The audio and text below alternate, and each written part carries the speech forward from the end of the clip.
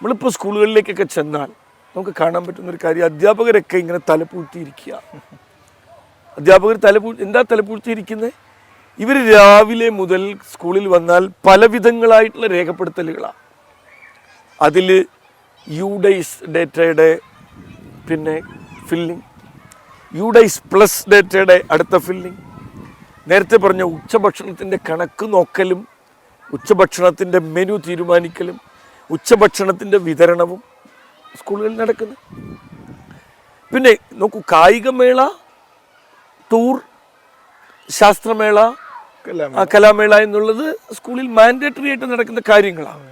ഇത് കൂടാതെ വിവിധങ്ങളായിട്ടുള്ള സർക്കാർ ഏജൻസികളുടെ വിവിധങ്ങളായ പരിപാടികൾ, ആരോഗ്യവകുപ്പിൻ്റെ programme, forest department programme, excise department programme, police department programme, ഇങ്ങനെ നീളുന്ന വിവിധ ഡിപ്പാർട്ട്മെൻറ്റുകളുടെ പ്രോഗ്രാമുകൾ സ്കൂളുകളിലാണ് പലപ്പോഴും നടക്കുന്നത്. കാരണം അതിന് 2-3 റീസൺസ് ഉണ്ട്. വിദ്യാഭ്യാസ മന്ത്രി തന്നെ ഇത് ചൂണ്ടിക്കാണിച്ചിട്ടുണ്ട്. പക്ഷെ അദ്ദേഹത്തിന് പോലും ഇത് പരിഹരിക്കാനാവുന്നുണ്ടോ എന്നുള്ളതാണ് വിഷയം. അദ്ദേഹം ഇത് ചൂണ്ടിക്കാണിച്ചിരുന്നു. അതെ, കാരണം ഈ കുട്ടികളെ ഇത്തരത്തിൽ വിദ്യാഭ്യാസ വകുപ്പിൻ്റെ അനുമതിയില്ലാതെ ഇങ്ങനെയുള്ള കാര്യങ്ങൾക്ക് അവരെ കൊണ്ടുപോകുന്നത് അവരുടെ പഠനത്തെ തടസ്സപ്പെടുത്തും എന്നുള്ള നിരീക്ഷണം അദ്ദേഹം പങ്കുവച്ചിട്ടുണ്ട്. പക്ഷേ പരിഹാരം ഉണ്ടാവണ്ടേ?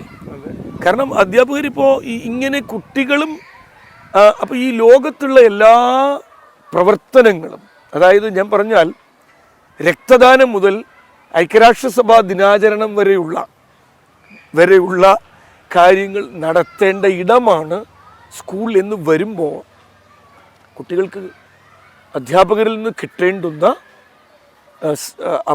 കിട്ടേണ്ടുന്ന അറിവിനെ സംബന്ധിച്ച, ആറ്റിറ്റ്യൂഡിനെ സംബന്ധിച്ച അവരുടെ നല്ല മനോഭാവങ്ങൾ, നല്ല വാല്യൂസ്, ഇതൊക്കെ ഇതിൻ്റെയൊക്കെ കാര്യത്തിലൊരു